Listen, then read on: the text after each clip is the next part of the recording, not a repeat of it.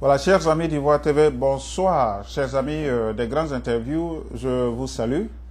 On se retrouve et puis nous discutons de notre pays, bien sûr, et aussi nous discutons de l'Afrique, de ce qui nous concerne.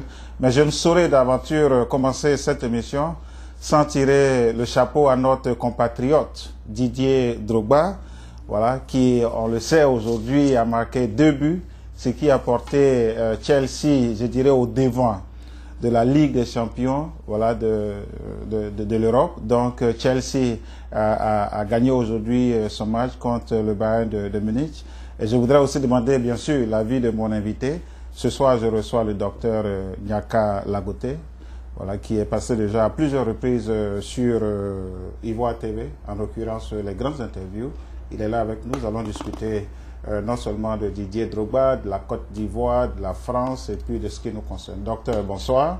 Bonsoir. Voilà, merci d'être venu. Je voudrais juste signifier à nos amis d'Ivoire TV, à nos amis des grandes interviews, Ivoire TV qui est en fait la télé des Ivoiriens de la diaspora, la télé préférée des Ivoiriens de la diaspora. Il y en a plusieurs, mais Ivoire TV est la télé préférée. Je voudrais aussi signifier que, docteur, vous venez, à chaque fois qu'on vous reçoit ici, vous venez de DC. Voilà, merci de ce déplacement. Ça fait 4 heures de route. En tout cas, merci beaucoup. C'est un plaisir, c'est toujours un honneur d'être sur ce plateau. Et je voudrais profiter de l'occasion pour vous féliciter à toute l'équipe d'Ivoire TV pour le travail remarquable que vous faites. Et en tout cas, merci. Merci, docteur. Et au nom de la direction aussi, je voudrais vous dire merci parce que ça fait 4 heures de route. Voilà, vous venez, ça fait plusieurs fois qu'on vous reçoit, vous venez directement de DC, au nom de la direction. Je voudrais vous dire merci. Docteur, un mot sur Didier Drogba. Bon, j'ai pas pu regarder le match. Il a marqué 2 buts superbes, ce qui a porté Chelsea au devant de la Ligue des Champions. Ben, j'ai vu, en venant, j'ai vu sur mon BlackBerry que Chelsea avait gagné. Je crois que c'est lui qui a marqué le dernier penalty. D'abord, je crois, un coup de tête et puis le dernier penalty. Voilà, donc c'est ce que j'ai vu. Donc, je suis content pour lui. Et c'était quand même une bonne façon pour lui de terminer sa carrière. Il a eu il a eu des hauts et des bas dans sa carrière. Ok, pas ici. Il a eu des hauts et des bas dans sa carrière. Et puis, je pense qu'au moment où il y avait un débat sur un possible transfert de Chelsea vers une autre équipe. Je pense que vraiment c'est une belle revanche sur le sort, sur le destin, une belle revanche sur tout le monde, sur tous ceux qui pensaient que c'était fini pour lui. Et j'imagine la joie de beaucoup d'Ivoiriens en tout cas j'ai reçu quelques coups de fil des gens qui m'ont informé qu'ils étaient très contents que Drogba ait pu donner la Ligue des Champions à Chelsea. Donc c'est tout ce que je peux dire à ce niveau. Voilà, docteur, je pense qu'après avoir rendu hommage à notre compatriote Didier Drogba, nous allons revenir un peu en ce qui nous concerne. Je voudrais commencer d'abord par le 18 juin. Le 18 juin, c'est le jour où le président Gbagbo va passer devant le procureur. Voilà, donc pour qu'on lui dise un peu les chefs d'accusation. Et je crois que par ce qu'on lit, il y aura toute une... je dirais, tout un voyage des Ivoiriens, une grande foule d'Ivoiriens autour de la Cour pénale internationale. Alors le 18 juin, pour vous, qu'est-ce que ça résonne? Et puis, est-ce que vous pensez, beaucoup d'Ivoiriens pensent que le président Gbagbo sera libéré ce jour-là? Est-ce que vous pensez autant? Oh, bon, si le président Gbagbo sera... En tout cas, c'est difficile de savoir s'il va être libéré ce jour-là. Je serais quand même surpris. Je crois que ce genre d'institution, les gens de longue procédure, et je crois que si on voulait regarder, on voulait voir du côté de la justice, je pense que avant de prendre quelqu'un, de mettre quelqu'un dans les 4 murs d'une prison, donc on s'assure que effectivement il y a suffisamment d'éléments contre la personne. Or, je crois qu'on l'a mis d'abord à Korogo, on l'a envoyé au TPI et c'est maintenant qu'ils sont en train de rassembler les preuves contre lui. Alors je crois que le moment de la première partie de ce procès, c'est de voir s'ils ont suffisamment d'éléments contre lui. Et donc, si on le libère, tant mieux, dans la mesure où cela va certainement accélérer le processus de réconciliation en Côte d'Ivoire. Sinon, je pense que ce sera, comme je l'ai dit déjà une fois, je crois, sur votre plateau, que ce ne sera pas seulement que le procès de Gbagbo, ce sera le procès de la communauté internationale, ce sera le procès de la France, le procès de la France-Afrique, puis le procès du tribunal pénal international et aussi et surtout le procès de Alassane Dramane Ouattara, le procès de Soro Guillaume. Bon, je crois que Louis Ocampo déjà annonce un certain nombre de mesures. Comme quoi, après le président Gbagbo, il y aura d'autres personnes qui seront poursuivies pour emboîter un peu dans votre part. Est-ce que vous pensez, est-ce que réalité ou utopie? Bon. On parle de l'ancien Premier ministre qui est aujourd'hui président de l'Assemblée nationale, on parle de Chérif Ousmane, on parle de Brouha Messa, on parle encore de bien d'autres personnes. Si on devait regarder, pour une question de parallélisme des formes, si on a pris Gbagbo Laurent, qui était l'ancien président de la République de Côte d'Ivoire, et qui est considéré comme étant le chef suprême des armées des forces de défense nationales, si on veut respecter le parallélisme des formes, le tribunal pénal international devrait délivrer un mandat d'arrêt international contre Alassane Dramane Ouattara, dont les troupes ont attaqué et ont tué d'innocentes personnes. Cela a été documenté, rapporté par Human Rights Watch. Plus de 1000 personnes ont été tuées à Diokou avant même la chute de Laurent Gbagbo. Et donc, si on n'a pas pu envoyer un mandat d'arrêt international contre Alassane Dramane Ouattara, qui a envoyé la violence de la politique en Côte d'Ivoire, comme je l'ai dit. Vous dites si, à chaque fois que vous dites si. Donc ça veut dire qu'en fait, il n'y a pas de parallélisme des formes. Donc, bien sûr, j'allais parler de ça. Donc il n'y a pas de parallélisme des formes. Donc si Ocampo décide de poursuivre Soro Guillaume, peut-être cela peut aider un temps soit peu à donner le sentiment. Est-ce que ce n'est pas un tapage médiatique, certainement? Non, mais parce que ça fait quand même plus de 18 mois. Je crois bientôt 18 mois que M. Ouattara Alassane est le président de la République de Côte d'Ivoire. En tout cas, il est reconnu comme tel. Jusque-là, c'est plusieurs dizaines de personnes proches de Gbagbo Laurent, sa femme Simone Gbagbo, son fils Michel Gbagbo, ses collaborateurs, qui sont en prison ou bien qui sont en exil. Et jusque-là, de tous les seigneurs de guerre de Alassane Dramane Ouattara qui sont en train de commettre toutes sortes de crimes en Côte d'Ivoire, chaque jour, Ocampo n'a pas pu trouver un seul individu qui devait être traduit devant le tribunal pénal international. Donc moi, j'attends de voir avant de croire qu'il est sincère par rapport à cela. De lenteur de... Non, c'est pas une affaire de lenteur. Avec Gbagbo Laurent, il y avait une célérité avec laquelle ils l'ont enlevé de Korogo au TPI. Donc ce n'est pas une affaire de lenteur. Soit peut-être qu'ils n'ont pas suffisamment de force, ils n'en ont pas la volonté politique, ou bien ils estiment qu'en prenant soit Soro Guillaume, ou bien quelques leaders que ce soit parmi les seigneurs de guerre de M. Alassane Dramane Ouattara, cela peut avoir un impact négatif sur sa gestion. Et donc peut-être c'est pour tout cela qu'ils n'ont pas encore fait. Le gouvernement ivoirien déclarait ce dernier temps que la justice ivoirienne est dans toute sa forme et dans toute sa force de pouvoir juger ses propres enfants. Mais c'est un mensonge. Sur la base de quoi vous voyez ce mensonge? Non, c'est un mensonge parce que dans la mesure où, si on est effectivement dans un état de droit, parce que la Côte d'Ivoire, on n'est pas dans un état de droit. Dans un état de droit, on respecte les biens et on respecte les personnes. Ça, ce ne serait qu'un seul principe-là. Et on voit que tous les jours, selon les médias ivoiriens et même les médias internationaux, que des abus sont commis. Donc, est-ce que ces gens-là sont poursuivis? Est-ce que ces gens sont arrêtés? Les prisons, des gens vont pour libérer les prisonniers, des prisons dans des régions contrôlées par les seigneurs de guerre de M. Alassane Dramane Ouattara.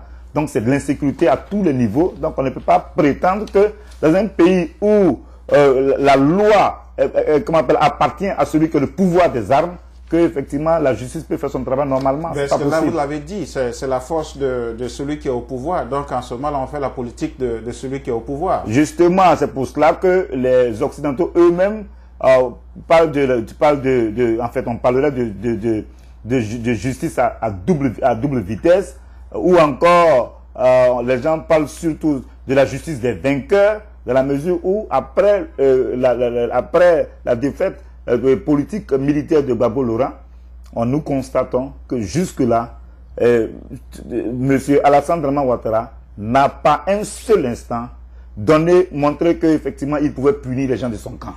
Par 18 mois après, c'est ce qu'on constate.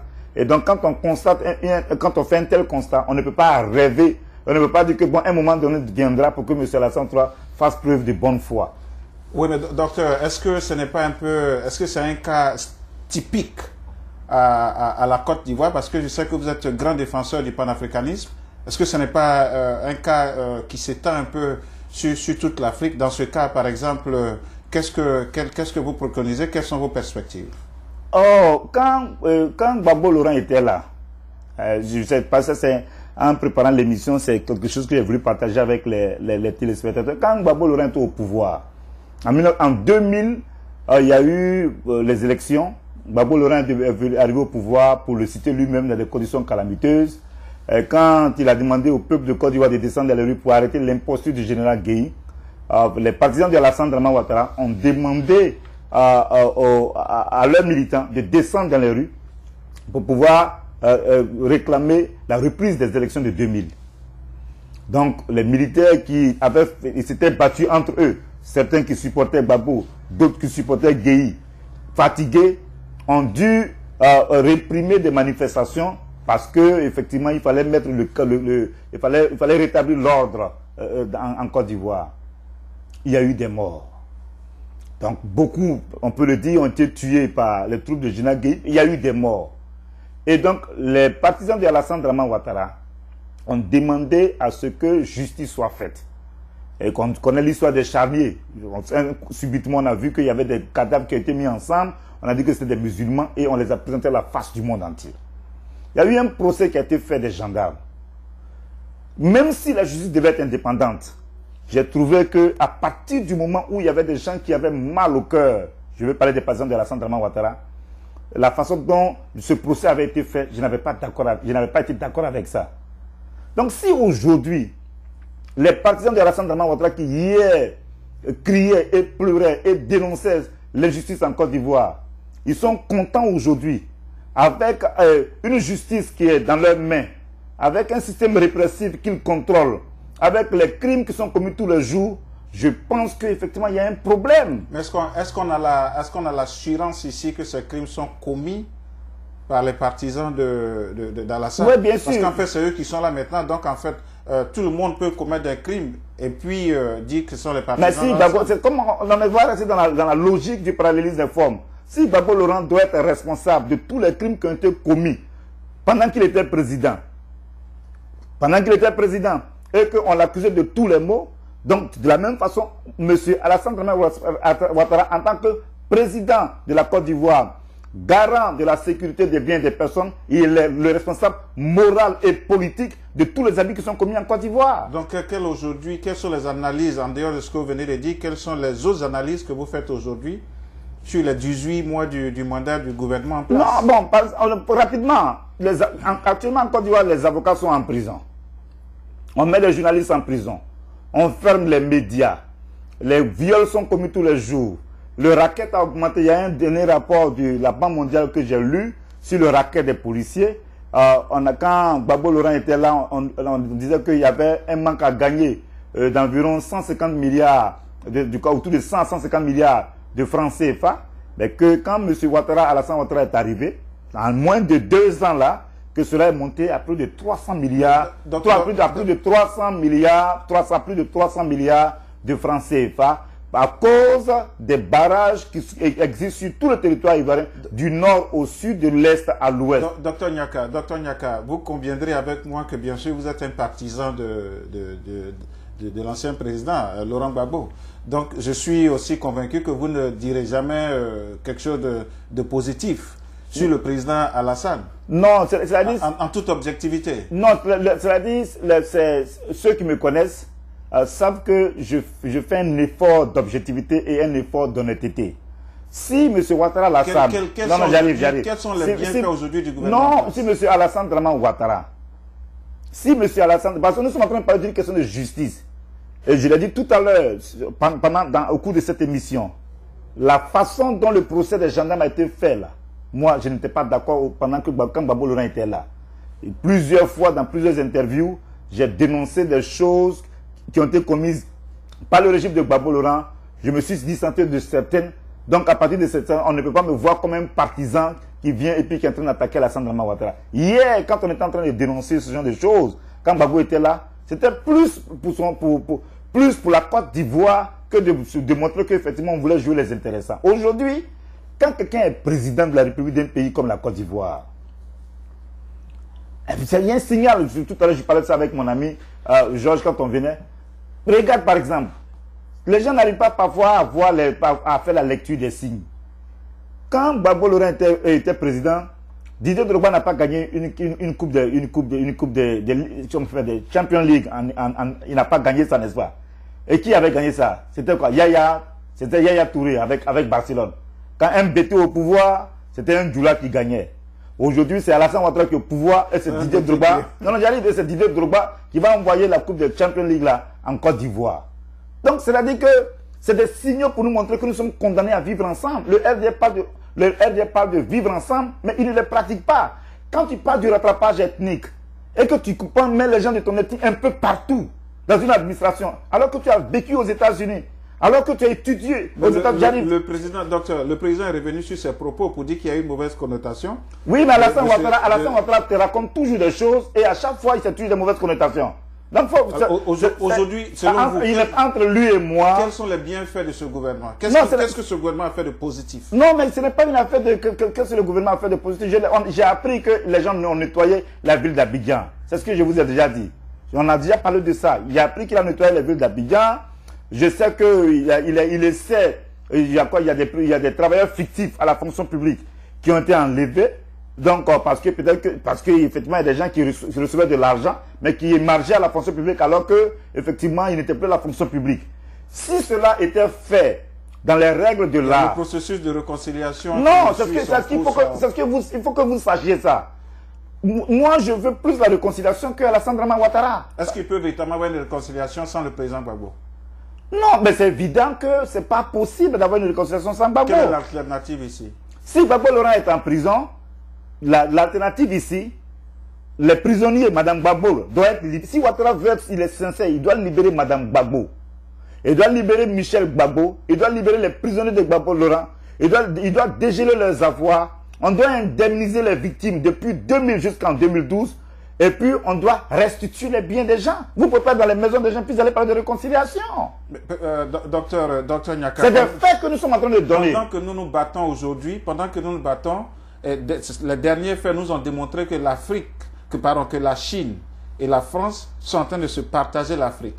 Nous, en tant qu'Africains, quelles sont les actions que nous devons mener? Et surtout, vous, en tant que grand défenseur du panafricanisme, qu'est-ce que nous devons faire aujourd'hui pour nous conserver notre Afrique à nous? Bon, c'est parce que quand vous nous donnez l'occasion de nous exprimer, vous nous donnez l'opportunité d'éveiller les consciences. Parce que j'ai eu le privilège de travailler avec des amis. Et Lazare, qui est le patron de Ivoire TV, a été témoin d'un certain nombre de choses que nous avons faites. Et la dernière conférence du 16 juillet 2011 à DC, il était venu. Et puis avec Jérôme, vous avez fait un travail extraordinaire. Nous avons décidé, mes amis et moi, depuis 2007, de lancer une plateforme pour engager un débat permanent sur les questions de développement de l'Afrique et sur le destin de l'Afrique à partir d'une perspective panafricaine. Et on a appelé ce forum-là de Revival of Pan-Africanism Forum. Succinctement, où en êtes-vous aujourd'hui? Donc, c'est ce qu'on fait tous les jours. Quand on peut, on organise des conférences. Et donc, il y a un écho positif. Des gens réagissent positivement. Parce qu'à DC, selon ce qu'on entend, nous sommes les seuls à faire cela. Est-ce que vos actions se réjaillissent aujourd'hui sur l'Afrique ou se limitent dans votre environnement immédiat? Kwame Nkrumah a vécu aux États-Unis, il est passé par l'Angleterre avant d'aller en Afrique. C'est-à-dire que quand on me pose ce genre de questions, c'est un projet d'une vie, d'une destinée. Toute une vie, c'est ce que nous avons fait. Et puis, on estime que avec les nouvelles technologies de l'information, nous sommes en train de toucher, quand on met une vidéo sur YouTube, de près de 2 heures de temps, 3 heures de temps, qu'il y a plus de 500 personnes qui voient ça dans le monde entier, en moins d'1 mois, ça veut dire que ce que nous sommes en train de faire intéresse les gens. Donc voilà un peu, de notre façon, comment est-ce que nous voulons apporter notre contribution par rapport à ce débat panafricain que nous voulons placer au cœur des préoccupations des Africains, au cœur des politiques publiques et puis au cœur de toutes les stratégies de développement en Afrique. Contrairement à ce que les gens croient, Les gens ne veulent pas du tout parler de tout ce qui est panafricanisme, de toutes les stratégies de développement qui tournent autour du contexte panafricain. Donc voilà un peu ce que nous essayons de faire. Et puis bien sûr, quand on a l'opportunité de faire des conférences ici, là, c'est ce que nous faisons. Alors, maintenant, quelqu'un disait, je m'excuse de vous interrompre, quelqu'un disait il y a juste quelques jours de cela que l'avenir du monde est en Afrique. De quelle Afrique parlons-nous? Cette Afrique déchirée, cette Afrique en guerre, cette Afrique de famine, de quelle Afrique parlons-nous ici? Quel est véritablement l'avenir de l'Afrique? Je peux citer aujourd'hui le cas de la Guinée-Bissau, le cas du Mali. Hier, c'était la Côte d'Ivoire, c'était le Libéria. Demain, c'est quel pays? Le Sénégal a évité de justesse ce qui nous est arrivé.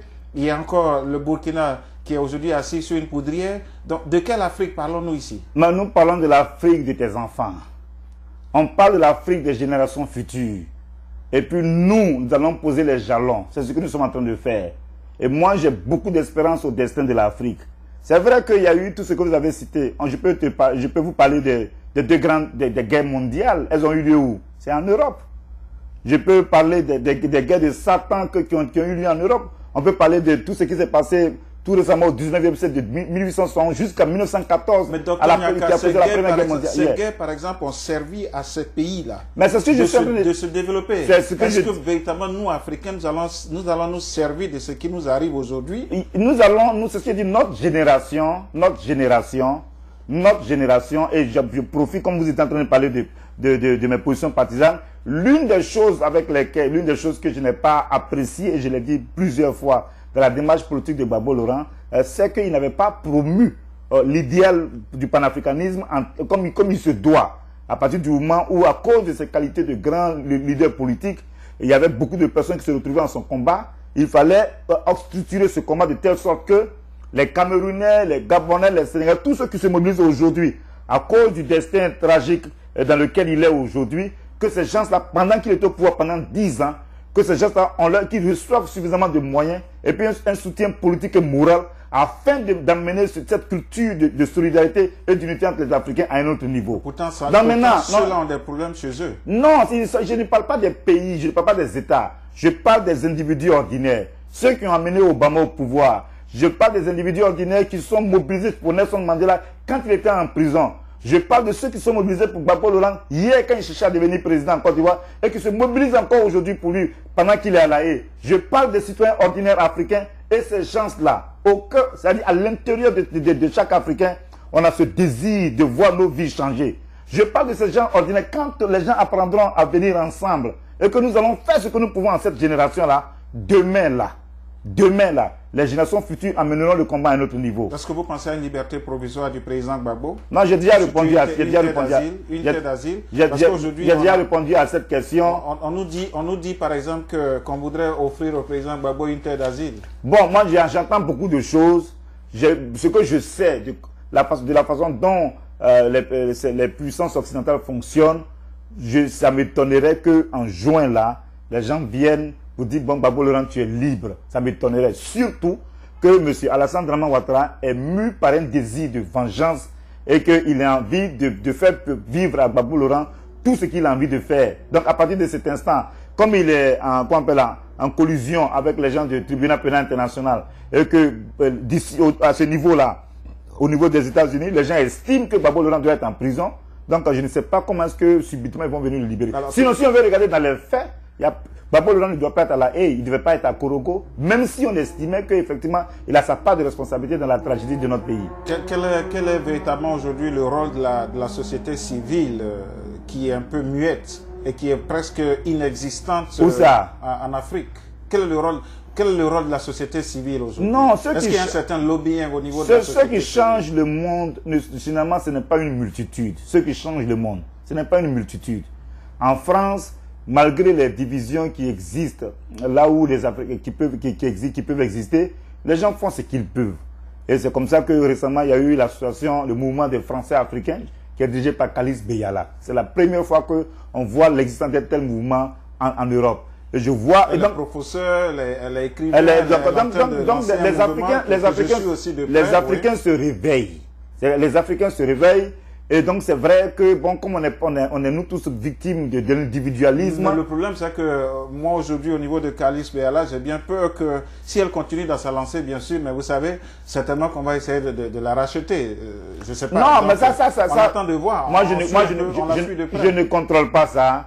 Jusqu'à preuve du contraire, je ne veux pas douter de l'intégrité et de la sincérité de Mme Kalisz Béala et de tous ceux qui travaillent avec elle. Ce que je constate seulement, c'est qu'ils se sont mobilisés pendant l'élection française récente et qu'en masse, ils ont voté contre Sarkozy. Et donc, je sais que effectivement, ils commencent à être visibles. Et c'est ça qui est intéressant. C'est un signe encourageant.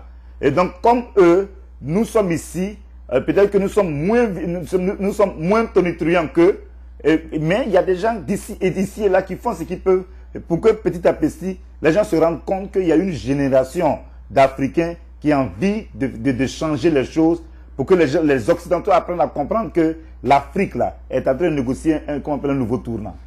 Donc, docteur, dernièrement, il y a juste quelques jours, le nouveau patron de la diplomatie française, Laurent Fabius, disait que le reste du monde doit avoir avec l'Afrique un partenariat d'égal à égal. Langage politique? Non, Laurent Fabius, c'est un... On pourrait maintenant l'appeler Monsieur Afrique? Non, je n'ai pas... Non, il est ministre des Affaires étrangères. Et je crois que, si j'ai bien lu, je crois que le ministère de la Coopération a certainement été supprimé. Ouais, supprimé. Et que, donc, on ne peut pas forcément l'appeler Monsieur Afrique. Il est peut-être Monsieur Diplomatie française. Mais ce que je veux dire... Un langage politique. Oui, quand je parle de toujours la Franc-Afrique. Non, pour revenir au discours de Laurent Fabius, bon, je pense que par rapport à son parcours, il a 65 ans, il a certainement fait de très grandes choses en France, il a aussi eu des revers. Je pense que, j'ai une idée, je pense que le président français a ses raisons de le nommer à ce poste-là, mais je pense que ce n'est pas quelqu'un qui va venir faire une réforme des rapports entre la France et puis l'Afrique.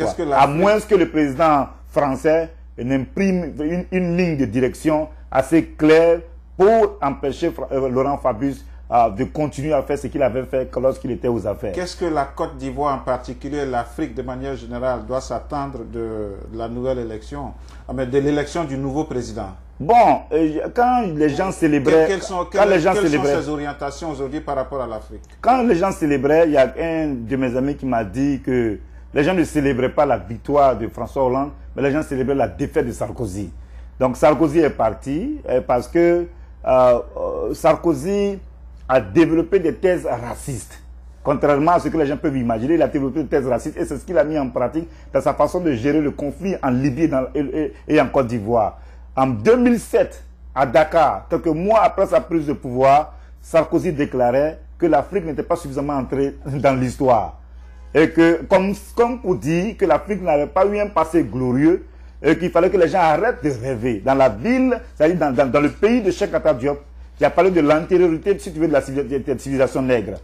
Alors donc, quand son ministre de l'Intérieur, Claude Guéant, vient parler de la hiérarchisation des civilisations, et qu'on voit que Sarkozy lui-même, pendant la campagne, qui a commencé à tenir des thèses, comme pour parler de la vraie France par rapport à la fausse France, donc on se rend compte que tout ce qu'il a fait à Abidjan et en Libye, c'était exactement sa façon de voir les choses.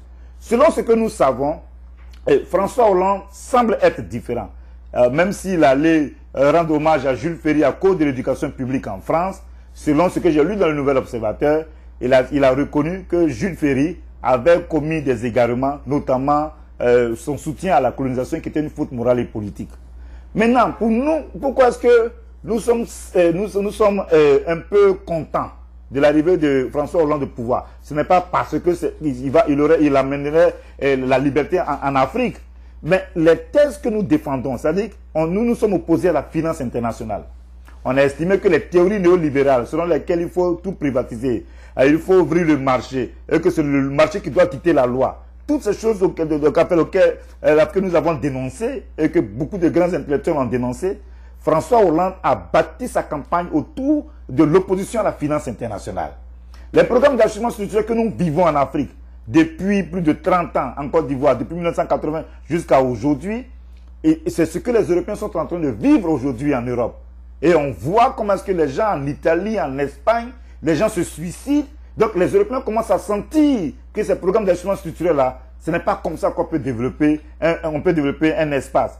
Et quand quand François Hollande parle de l'Europe de la croissance, donc son discours rejoint un peu le discours de tous ceux qui pensaient que la politique va se faire autrement et qu'il y avait une autre façon de voir l'économie. Donc voilà un peu une des raisons d'une satisfaction que nous pouvons ressentir. Dr Nyaka, les propos que Sarkozy a tenus au Sénégal, est-ce que ce n'est pas pour dire que les Africains ne sont pas suffisamment mûrs à la démocratie?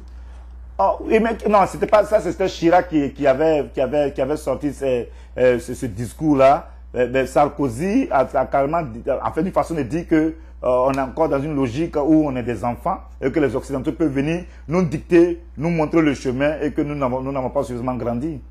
Donc je crois qu'on a des présidents africains qui l'ont aussi dit. Non, mais qu'un président africain le dise, c'est moins grave que quand c'est un président d'un pays comme la France qui a participé à l'esclavage, à la colonisation et qui aujourd'hui est en train d'entretenir les réseaux de France-Afrique et le néocolonialisme. Il y a des causes à effet ici, docteur. Nous, on le dit et puis les Français reprennent après nous. Non, c'est donc quand il s'agit d'eux, c'est plus amplifié. Non, c'est ce qu'ils ont. Bien sûr, quand il s'agit d'eux, c'est plus amplifié, mais c'est ce qu'ils ont toujours fait. C'est ce qu'ils ont toujours fait. Donc c'est un peu ce que je voulais dire par rapport au discours de Sarkozy à Dakar. Ok, docteur, je crois que nous allons revenir un peu sur... nous avons parlé un peu de tout. Nous allons revenir sur ce qui nous concerne, nous ici, au niveau de la diaspora ivoirienne, des Ivoiriens vivant aux États-Unis. On sait qu'on est très déchirés. Voilà, il y a des associations de ceci, des associations de cela. On a vu à DC, où vous vivez, où il y a pratiquement 2 associations qui se battent aujourd'hui pour certainement être à la tête de ce groupe des Ivoiriens. Aujourd'hui à New York, je crois que New York est en train de copier un peu sur DC, c'est la division. Il y a 2 groupes aujourd'hui qui se battent pour contrôler, je dirais, des groupes d'Ivoiriens. Alors, vous, en tant qu'Ivoirien, comment voyez-vous ces choses? Et puis, je dirais, quels sont les conseils que vous pouvez donner? Parce que nous prônons aujourd'hui la réconciliation de tous les enfants de la Côte d'Ivoire, comme je le disais tout à l'heure, malgré votre appartenance politique, malgré votre bord politique, nous prônons aujourd'hui la réconciliation. Mais pendant ce temps, la division est encore ancrée à nous. Oui, mais en fait, c'est malheureux ce qui se passe dans la communauté ivoirienne, dans la diaspora ivoirienne, que ce soit à DC ou bien que ce soit à New York. Bon, je crois que à DC, vous faites allusion à l'Union fraternelle des Ivoiriens. Voilà, donc, bon, j'ai ma position sur ce sujet. Et donc, avec votre permission, avec votre permission, vous êtes mon invité. Non, avec votre permission, je n'ai pas envie d'entrer dans le fond du dossier concernant l'Union fraternelle des Ivoiriens, comment on appelle, à DC. J'ai été président de transition. Pendant 3 mois, nous avons organisé des élections. Nous avons fait le dépouillement en direct et cela a été vu un peu partout aux États-Unis et dans le monde entier.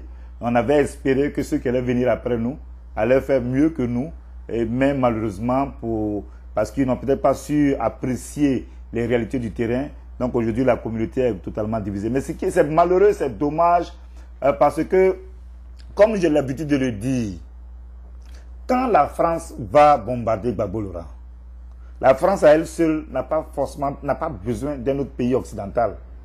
Mais elle s'arrange pour avoir le soutien de tous les 27 pays de l'Union européenne. Et elle ne s'arrête pas là. Elle s'arrange pour avoir une résolution du Conseil de sécurité des Nations Unies. Elle va même plus loin. Elle s'arrange pour neutraliser la Chine et puis la Russie. Et elle ne s'arrête pas là. Elle s'arrange pour avoir le soutien des États-Unis d'Amérique. Donc quand on voit sous nos yeux comment les Occidentaux opèrent et qu'on n'arrive pas à comprendre que la survie là réside dans l'unité et que pour des questions d'ego ou bien de positionnement, les Africains continuent à se battre, franchement, c'est ridicule. L'une des raisons, c'est parce que nous n'avons pas développé dans notre communauté le sens, ce que j'appelle le sense of guilt, c'est-à-dire l'esprit de culpabilité. Si j'ai fait quelque chose qui n'est pas bien, je dois être à même de reconnaître que ce que j'ai fait, c'est pas bien, ou bien les gens doivent me dire, là, tu as déconné.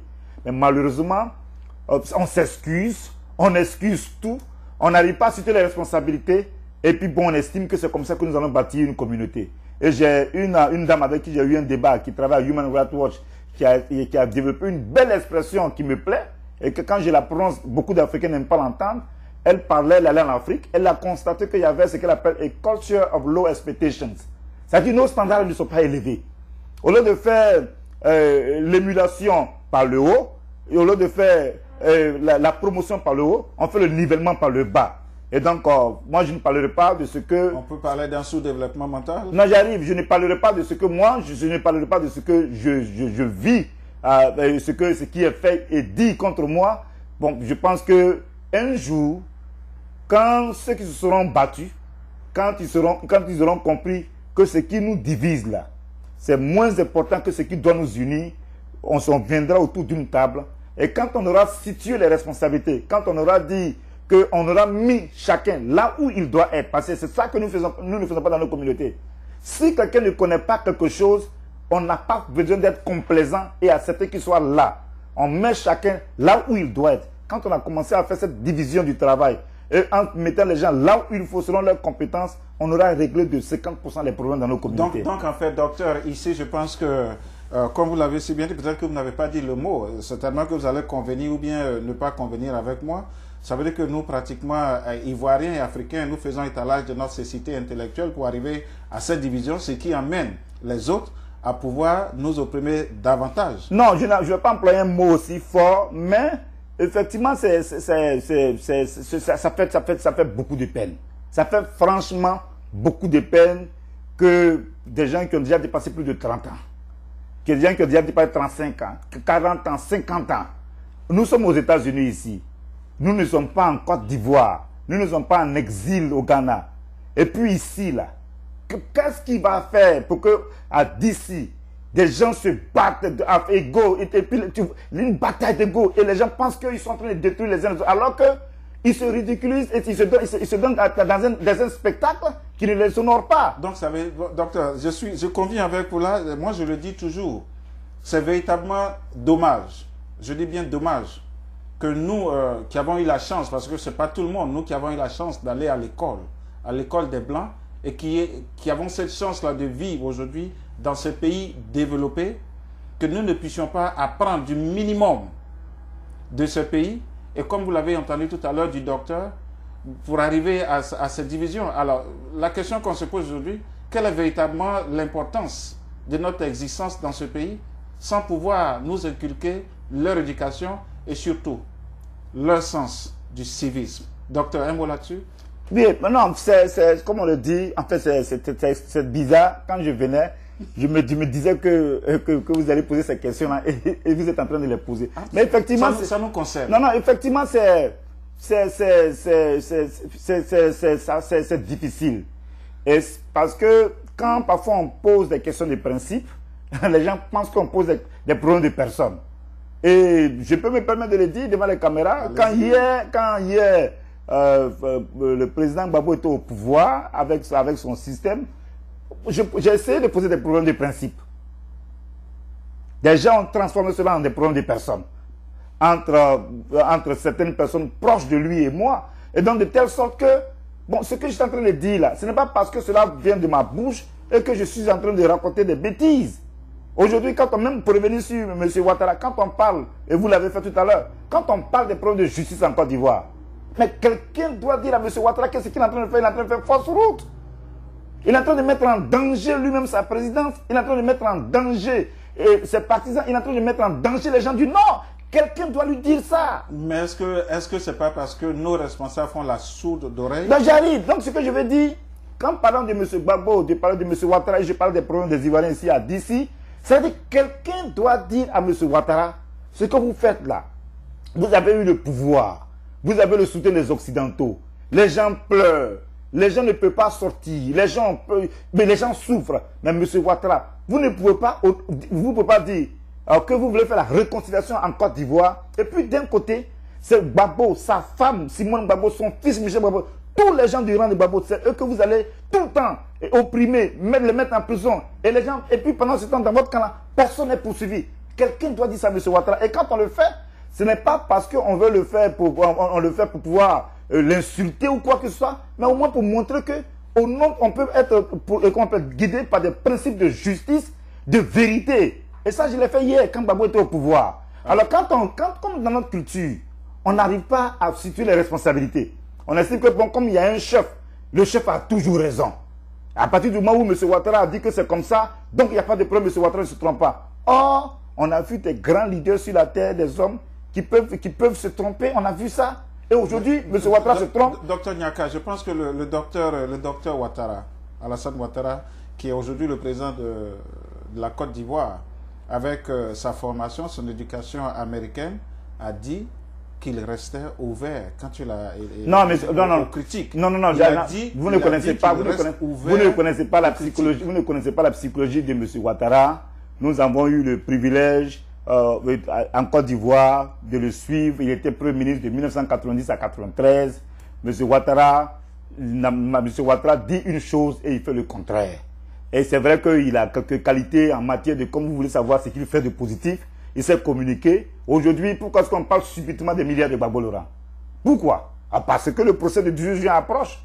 Et donc, c'était un coup de communication. À chaque fois qu'on parle des crimes de Ouattara Alassane, il faut les couvrir avec les présumés ou les prétendus crimes de Gbagbo Laurent. Et c'est ce qu'il est en train de faire. Donc, quand il dit quelque chose, ce n'est pas ça. Ce million existe, effectivement. Non, mais pourquoi c'est subitement après plus de 18 mois qu'on nous parle de millions de... Non, pour découvrir un compte de Gbagbo Laurent à la SGBCA à Abidjan, on découvre ça subitement après 18 mois. Mais c'est ridicule. C'est ridicule. Donc, quand il vient, qu'il dit qu'il est ouvert aux critiques, les gens lui font des critiques à Abidjan. Il n'a qu'à les écouter. Mais est-ce qu'il écoute les critiques déjà? Les Occidentaux lui ont dit, ici aux États-Unis, ils lui ont dit qu'il ne peut pas faire la justice des vainqueurs. Les États-Unis lui ont dit ça. C'est la France qui voulait jouer peut-être à un double jeu. Au moment où je vous parle là, la mission des Nations Unies en Côte d'Ivoire et les représentants les ambassadeurs des différents États occidentaux en Côte d'Ivoire lui disent tous les jours que sa façon de gérer la sécurité, ce n'est pas comme ça qu'il le fait. Et ce n'est pas comme ça qu'il doit le faire. Mais est-ce qu'il écoute ça? Non! Il ne suffit pas de dire je suis ouvert aux critiques et puis pendant ce temps, tu fais ce que tu as à faire peut-être parce que tu estimes que bon, tu as le pouvoir et que rien ne peut venir te déranger dans ton processus. Quel pays africain aujourd'hui peut véritablement gérer sa sécurité? Je crois qu'il y a un gros point d'interrogation. Non, c'est-à-dire quand on parle comme ça, pourquoi on se met, on soit sur le même longueur d'onde. Hier c'était ça. Hier quand Gbagbo Laurent était au pouvoir et que nous étions en train de dire que il y avait des ratés. Qu'est-ce qu'on nous disait? Oh, c'est la guerre. Oh, à cause de la guerre, on n'a pas fait ceci. Non! Tout à l'heure, je parlais de la culture de culture of low expectations. Si on élève nos standards, là, on peut régler beaucoup de problèmes. Il ne dit pas que la Côte d'Ivoire va devenir un pays de sécurité à 100%. Je ne suis pas en train de dire ça. Mais mon ami, on ne peut pas aller, les gens ne peuvent pas entrer dans une maison et puis tuer, violer les femmes, racketter les gens tous les jours dans les rues. Et puis on estime que bon, un matin, on vient prendre une décision pour dire, bon, à partir d'aujourd'hui, c'est fini, il y aura une police militaire. Le lendemain, ça continue. Non, mais pourquoi est-ce que les dispositions qu'il prend pour sa propre sécurité, là, il ne prend pas les mêmes dispositions par rapport à la sécurité des Ivoiriens? Est-ce que, docteur Nyaka, est-ce que ce n'est pas un véritable problème d'éducation ici de la masse africaine, du peuple africain? Je pense qu'il y a un véritable problème d'éducation ici. Comment ça? Il faut pouvoir éduquer les Africains à arriver par exemple au stade dont vous parlez. Oui, mais il y a un Burkinabé qui s'appelle Oremi, qui est quelque part du Okoué, qui a été cité dans les massacres. Qui ne fait même pas partie des gens avec lesquels ils ont préparé la rébellion pour venir attaquer Gbagbo en 2002. Le Human Rights Watch, cette organisation a demandé à ce qu'ils prennent des dispositions pour pouvoir arrêter ce monsieur. Jusque-là, ce n'est pas fait. Et on entend parler des colonies qui viennent d'ailleurs pour récupérer les plantations des Ivoiriens à l'ouest de la Côte d'Ivoire. Vous dites on entend. Est-ce que c'est démontré? Ça a été démontré, ça a été écrit. Même les Occidentaux, ça peut être un langage journalistique. Non. Pour jeter le discrédit. Non, comme quel discrédit? Ça a été écrit. Il y a eu des ressortissants de la région et même les Occidentaux ont écrit des articles que j'ai lus sur ça. Les Occidentaux de l'AFP, ils ont écrit un papier sur ça. Que des gens viennent et puis ils récupèrent les plantations des Ivoiriens. Des colonies qui viennent d'ailleurs. Et quand quelqu'un est président et qu'il n'est pas capable d'arrêter cela, on sait que le problème de la terre, c'est ça qui fait exploser les pays. Ça fait exploser les pays. Qu'est-ce que le gouvernement actuel aujourd'hui peut faire en Côte d'Ivoire pour, je ne dirais pas arrêter ou freiner, mais pour réduire, je dirais, la souffrance des Ivoiriens quant à la cherté de la vie? Oh, ça c'est une autre question. Parce qu'on a eu beaucoup de reportages, il y a un problème de carburant, le riz, les denrées alimentaires, beaucoup de familles ne se nourrissent. Oui, je profite de cette question pour parler un peu de la dernière décision de la Banque mondiale, là, d'une de ces décisions qui lui demandait d'augmenter, je crois, le prix du carburant et puis le prix de l'électricité en Côte d'Ivoire. C'est le FMI. Donc voilà, donc c'est que voilà. Le Burkina prend le carburant chez nous et le vend plus moins cher que non, j'arrive. Ce que je veux dire, quand on parle, c'est-à-dire, comme les Africains on n'a pas l'habitude de questionner ce qui se passe autour de nous. C'est pour ça que je parlais d'un problème de culture, d'éducation. Non, mais c'est pas d'éducation surtout. Il n'y a pas de problème. Comme on n'arrive pas à questionner, de qui s'agit-il, de quoi s'agit-il? Monsieur Alassane Dramane Ouattara a travaillé au Fonds monétaire international. Il a été directeur général adjoint. Il a fait croire aux Ivoiriens que quand il était devenu président, il allait avoir une pluie de milliards qui allait descendre sur la Côte d'Ivoire et avec celle-là, il allait développer tous les grands projets qu'il allait faire. Malheureusement pour lui, cela coïncide avec une crise économique dans le monde entier qui est causée par des gens qui ont un entendement de l'économie selon lequel il faut protéger les intérêts des plus riches et puis bon, il faut montrer moins d'intérêt aux préoccupations des plus faibles. Alors quand M. Ouattara est au pouvoir et qu'il n'arrive pas à avoir de l'argent, qu'on lui donne, on lui fait des prêts et qu'on se rend compte que c'est difficile pour lui. Donc on vient avec les mêmes mesures, les mesures pour lesquelles nous nous opposons à lui, nous sommes opposés à lui quand il était Premier ministre. Et ces mesures néolibérales où on ne cherche pas à voir qu'il faut diminuer le train de vie de l'État ou des gens qui animent l'État, mais qu'il faut diminuer les privilèges, les petits privilèges des gens qui ont fait du petit peuple. Donc naturellement, ce n'est pas comme ça que les choses doivent fonctionner. Donc si on regarde comment le monde fonctionne et pourquoi le FMI et la Banque mondiale ont été créés, on peut comprendre que ceux-là, ce qu'ils sont en train de faire là, à M. Ouattara, que ça là, ils allaient le faire. Et voilà un peu ce que je voulais dire pour que les gens comprennent que les Occidentaux, ils ont une logique, ils la suivent. Et il ne s'agit pas de Gbagbo, il ne s'agit pas de Alassane Dramane Ouattara, il s'agit de leurs intérêts. Alors, docteur, est-ce que vous pensez ici, par rapport à ce que vous êtes en train de dire, que l'achèvement de l'initiative de PPTE la seule porte de sortie qui nous reste maintenant? Oui, c'est la seule porte de sortie qui lui reste. Je sais que... Et à quel prix? Je sais que Gbagbo Laurent, et ça, au moins, il faut donner à César ce qui est à César. Gbagbo Laurent et son ministre Boum Wabré, et un peu plus tard d'autres ministres de l'économie, ils avaient fait un travail à ce niveau pour que la Côte d'Ivoire soit éligible. La seule chose que les gens attendaient, c'était les élections. Les élections arrivent, il y a une crise post-électorale, donc on demande à M. Alassane Dramane Ouattara de faire un certain nombre de mesures avant que la Côte d'Ivoire soit éligible là, pour ce programme de PPTE. Mais voilà le problème. Même si les gens disent qu'on supprime une bonne partie de la dette de la Côte d'Ivoire, il faut que M. Ouattara Alassane mobilise suffisamment de ressources en interne pour pouvoir avoir cet argent et puis ne pas donner ce qu'il donnait aux Occidentaux afin d'utiliser cet argent pour développer la Côte d'Ivoire. C'est ça quand on parle du programme de PPTE. C'est pas que quand tu rentres là-bas, subitement tu commences à avoir beaucoup d'argent. Or, M. Ouattara était tellement occupé à déloger Gbagbo Laurent au sud de la Côte d'Ivoire, où il y a les fondamentaux de notre économie, et qu'il n'a pas pensé qu'à un moment donné, quand il allait arriver là, il fallait que la Côte d'Ivoire soit dans un contexte de sécurité et qu'il y ait un environnement économique favorable afin qu'il puisse mobiliser suffisamment de ressources afin de faire le développement de la Côte d'Ivoire. Il fallait bombarder le palais présidentiel, attaquer toutes les poches de résistance parce que M. Ouattara ne peut pas diriger dans un environnement démocratique. Donc aujourd'hui on parle de PPTE. Même s'il a le PPTE, qu'est-ce qui va arriver? Les travailleurs ont déjà annoncé qu'ils vont faire une grève. Et les gens commencent à se mobiliser ici et là.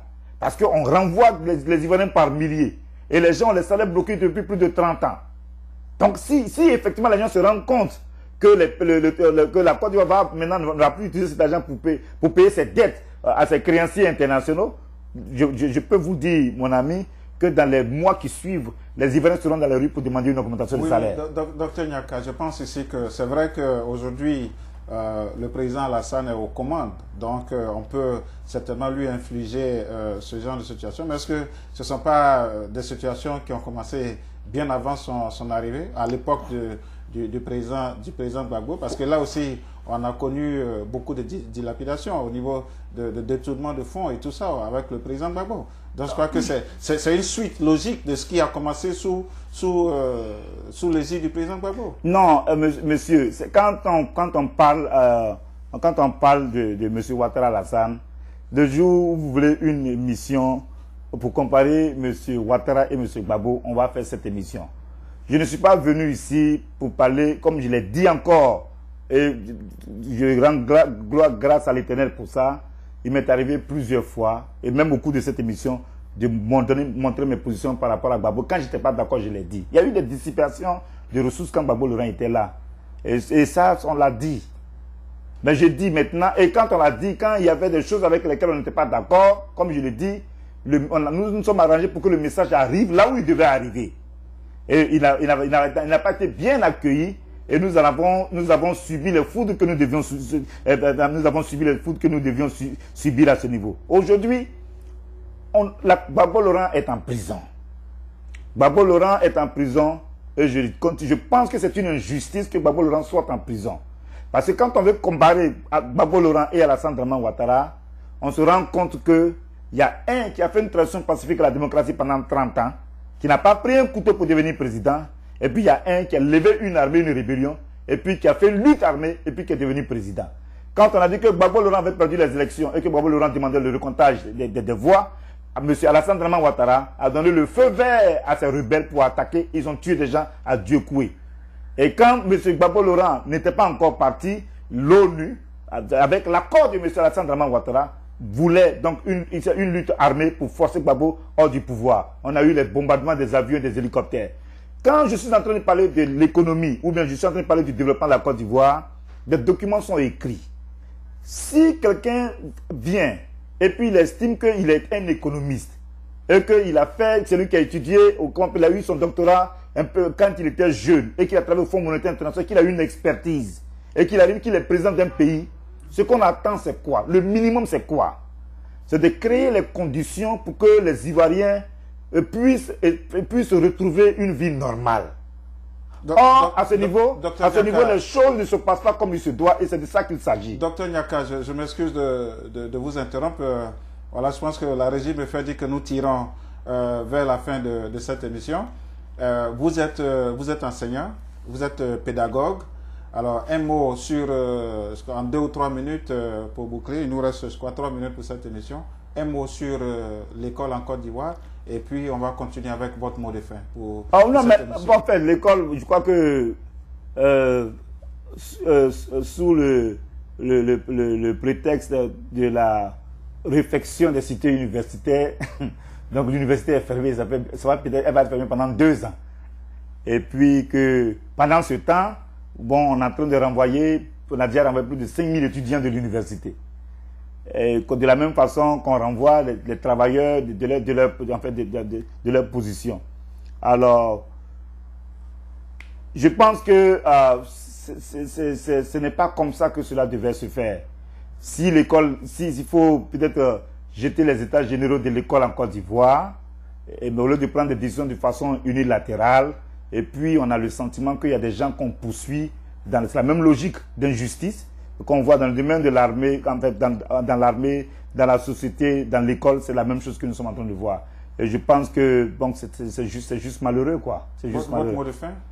Bon, mon mot de fin, comme je l'ai dit une fois, je crois que pendant cette émission, que la Côte d'Ivoire et les Ivoiriens sont attachés à des valeurs. L'attachement à la souveraineté et puis l'attachement à la liberté.